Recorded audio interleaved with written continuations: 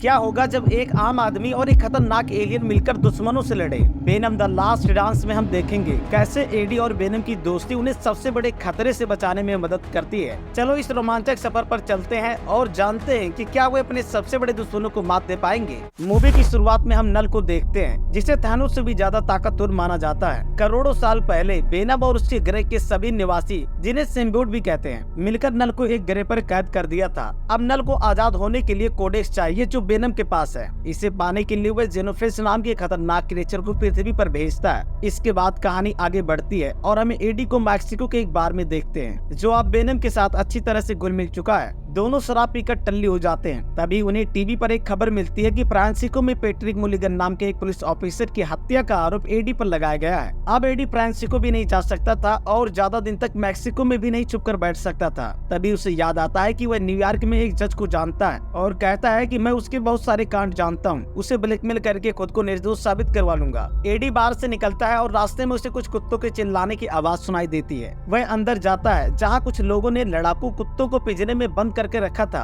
तभी वहाँ पर 4 गुंडे आते हैं जिन्होंने इन कुत्तों को कैद किया था। उन्हें एडी के वेनम वाले रूप के बारे में पता नहीं था, इसलिए वह लोग उसे हल्के में लेते हैं। एडी समझाता है कि मेरे अंदर एक बहुत ही खतरनाक जानवर है, उसके बाहर आने से पहले तुम लोग यहाँ से निकल लो। उसके बाद सुनकर वे लोग हंसने लगते हैं। तभी वेनम बाहर आ जाता है और उन सबकी धुलाई शुरू कर देता है। वेनम सबसे पहले लड़ाकू कुत्तों को आजाद कर देता है और वह खुद भी बहुत दिनों से भूखा था, इसलिए चारों की मुंडी खा जाता है। इसके बाद वे वहाँ से निकल जाते हैं। तभी वहाँ पर जेनोफेज आ जाता है और वेनम को पता भी नहीं चलता कि कोई क्रीचर उनका पीछा कर रहा है। बार में लगे सीसीटीवी कैमरे से जनरल स्टिकलैंड को भी एडी की लोकेशन के बारे में पता चल जाता है। वह अपनी फोर्स लेकर बार में पहुंचता है, जहां सबसे पहले वो एक सिम्बियोट को पकड़ता है और बार वाले से एडी के बारे में पूछताछ करता है। इसके बाद हम डॉक्टर टेडी पेन को देखते हैं, जिन्हें पता चलता है कि पैट्रिक मुलिगन को एरिया 51 में लाया गया है। आपको बता दें, स्टिकलैंड और उनकी पूरी टीम का काम पृथ्वी पर गिरे सभी सिम्बियोट को पकड़कर एरिया 51 में रखना है और डॉक्टर पेन का काम उन पर स्टडी करना है। लेकिन उसी दिन सरकार ऐलान करती है कि एरिया 51 को बंद कर दिया जाएगा, क्योंकि अब वहाँ के लोगों को एलियन के बारे में जानकारी होने लगी थी। एलियन पर रिसर्च करने वाले लैब को सबसे छुपाने के लिए जमीन के अंदर 100 मीटर की गहराई में बनाया गया था।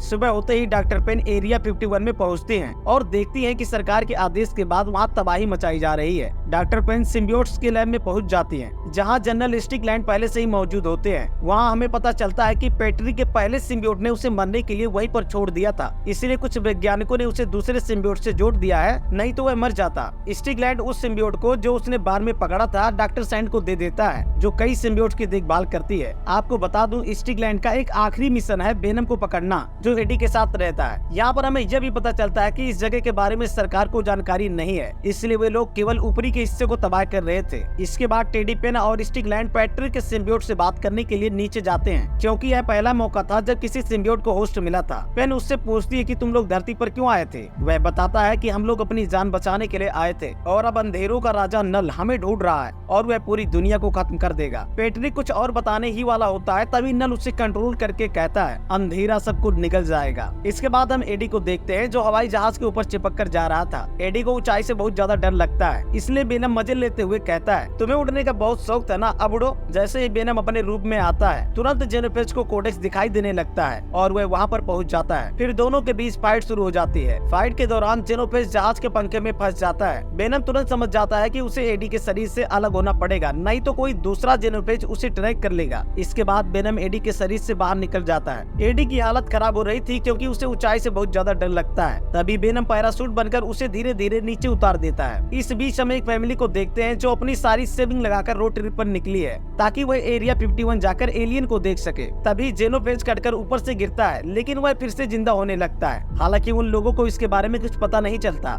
इधर एडी को वेनम पर बहुत गुस्सा आता है, क्योंकि उसने उसे प्लेन से नीचे गिरा दिया था। वेनम उसे समझाता है कि वह जेनोफेज था। जेनोफेज को भी उसी ने बनाया था जिसको हम सबने बनाया था, लेकिन हम लोगों ने बगावत की और उसे एक जेल में कैद कर दिया था। अगर उसे हमारी लोकेशन का पता चल जाता है तो वह अपने जैसे और क्रिएचर्स को बुला लेता। एडी वेनम से पूछता है ये बता कि सिम्बियोट के शिकारी को तुझसे क्या चाहिए। वह कहता है कि हमारे अंदर एक कोडेक्स है जिससे अगर तुम मर जाओ तो मैं तुम्हें फिर से जिंदा कर सकता हूँ। वह एक ऐसी चाबी है जिससे एक खास ताला खुलता है और हमें बनाने वाला आजाद हो जाएगा। वेनम बताता है कि जेनोफेज को कोडेक्स तभी दिखाई देगा जब वेनम अपने असली रूप में आएगा, इसलिए वेनम सिर्फ अपनी पूंछ या मुंडी ही बाहर निकालता है, नहीं तो जेनोफेज उसका लोकेशन पता कर लेगा और कोडेक्स से नल को आजाद कर देगा। एडी कहता है कि हमारा उससे पीछा कैसे छूटेगा। वेनम बताता है कि अगर हम दोनों में से कोई एक मर जाता है तो कोडेक्स खत्म हो जाएगा। तभी एडी को एक घोड़ा दिखता है और वेनम उसे सुपर घोड़ा बनाकर निकल जाता है।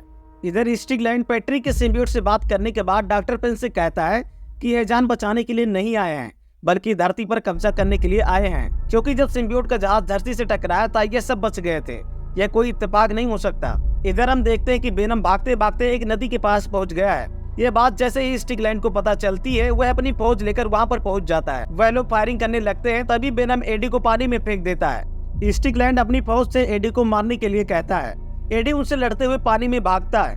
इसी बीच एक लड़की उसके हाथों से मारी जाती है। वेनम एक मेढक के शरीर में चला जाता है, लेकिन एडी की जान बचाने के लिए वह फिर से उसकी बॉडी में घुस जाता है। तभी जेनोफेज को उनकी लोकेशन का पता चल जाता है और वह वहां आकर हमला कर देता है। जेनोफेज आर्मी वालों से फाइट करता है और इस मौके का फायदा उठाकर एडी वहां से निकल जाता है। स्टिगलैंड जेनोफेज को देखकर बहुत ज्यादा घबरा जाता है।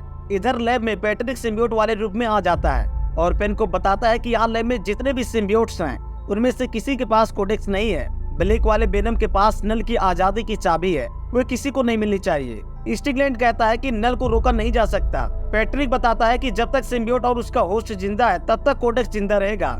स्टिक कहता है कि हम कोडेक्स को तबाह करके ही धरती को बचा सकते हैं। पेन कहती है कि तुम कोडेक्स को तबाह नहीं कर सकते हो क्योंकि उस पर रिसर्च अभी बाकी है। स्टिक किसी की बात नहीं सुनता और फैसला कर लेता है कि दुनिया को बचाने के लिए दोनों में से किसी एक को मरना पड़ेगा। रास्ते में एडी को मार्टिन फैमिली मिल जाती है। वह लोग उसे खाना खिलाते हैं और एडी से पूछते हैं कि क्या उसे एलियन पर विश्वास है। वेनम एडी से कहता है कि वह इनके सामने आ जाए, लेकिन जेनोफेज की वजह से वेनम ऐसा नहीं कर पाता और कहता है कि हाँ, मुझे एलियन पर विश्वास है। मैं दुआ करूंगा जब तुम्हें एलियन मिले तो अच्छा वाला मिले। वे लोग एरिया 51 की तरफ जा रहे थे, इसलिए एडी को अपनी गाड़ी से शहर तक छोड़ देते हैं और उसे कुछ पैसे और एक जोड़ी चप्पल भी देते हैं। अब वहाँ चारों तरफ सीसीटीवी कैमरे लगे थे, जिससे स्टिगलैंड को एडी का लोकेशन फिर से मिल जाता है। एडी न्यूयॉर्क जाने के लिए किसी की कार चुराने की सोचता है, क्योंकि उसके पास किराए के लिए सिर्फ $20 थे, जो न्यूयॉर्क तक पहुँचने के लिए काफी नहीं है। तभी वेनम एडी को जुआ खेलकर पैसे कमाने के लिए आइडिया देता है, लेकिन उसके कपड़ों की वजह से गार्ड उसे बाहर भगा देते हैं। इसलिए वह एक आदमी से उसके कपड़े छीनकर अंदर घुस जाता है और सभी पैसे हार जाता है। तभी वहाँ उसकी पुरानी दोस्त चेन मिल जाती है, जो वेनम के किरदार को बहुत ज्यादा पसंद करती है। उसकी खुशी के लिए वेनम अपनी असली वाले रूप में आकर खूब डांस करता है। तभी वहाँ पर जेनोफेज आ जाता है। एडी जल्दी से अपना रूप बदल लेता है, जिससे मामला कंट्रोल में आ जाता है, लेकिन वहाँ स्पेशल फोर्स वाले आ जाते हैं और एडी को बेहोश करके वेनम को पकड़ लेते हैं।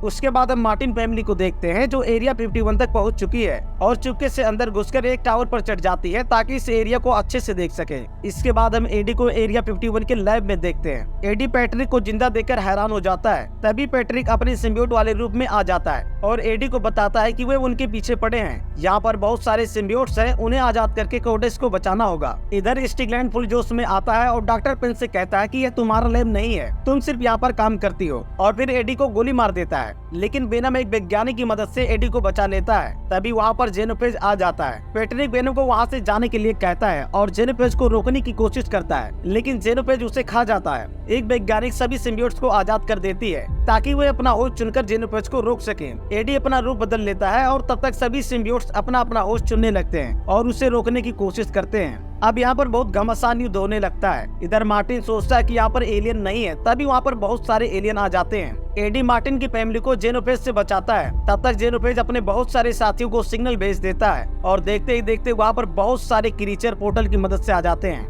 एडी जेनोफेज का ध्यान भटकाने के लिए बाइक लेकर भागता है, जिससे सभी जेनोफेज उसके पीछे पड़ जाते हैं। एडी बहुत ज्यादा घायल हो जाता है और लगभग सब लोग हार मान चुके होते हैं। इसलिए वेनम अपनी कुर्बानी देने का फैसला करता है ताकि कोडेक्स नल के हाथ न लगे। वेनम सभी जेनोफेज को अपने शरीर में लपेट लेता है और स्टिगलैंड को तेजाब गिराने के लिए कहता है। तेजाब गिरने से पहले वेनम एडी को बाहर निकालकर सुरक्षित कर देता है और एसिड की पाइप फोड़कर खुद कुर्बान हो जाता है। इसी बीच हम डॉक्टर पेन को देखते हैं, जो एक सिम्बियोट का होस्ट बन जाती है, जिससे वो अपने साथी को बचा लेती है। इधर एडी को जब होश आता है तो उसे बताया जाता है कि वेनम अब उसके साथ नहीं रहा। वेनम का एक आखिरी सपना था कि वह न्यूयॉर्क में जाकर स्टैच्यू ऑफ लिबर्टी को देखे, इसलिए एडी स्टैच्यू ऑफ लिबर्टी पर जाता है और वेनम की बहुत सारी यादों को याद करते हुए यह दमदार मूवी यहीं पर खत्म हो जाती है। तो आपको वीडियो को लाइक करके चैनल को सब्सक्राइब करना है और फिर मिलते हैं एक और दमदार स्टोरी के साथ। तब तक के लिए बाय बाय।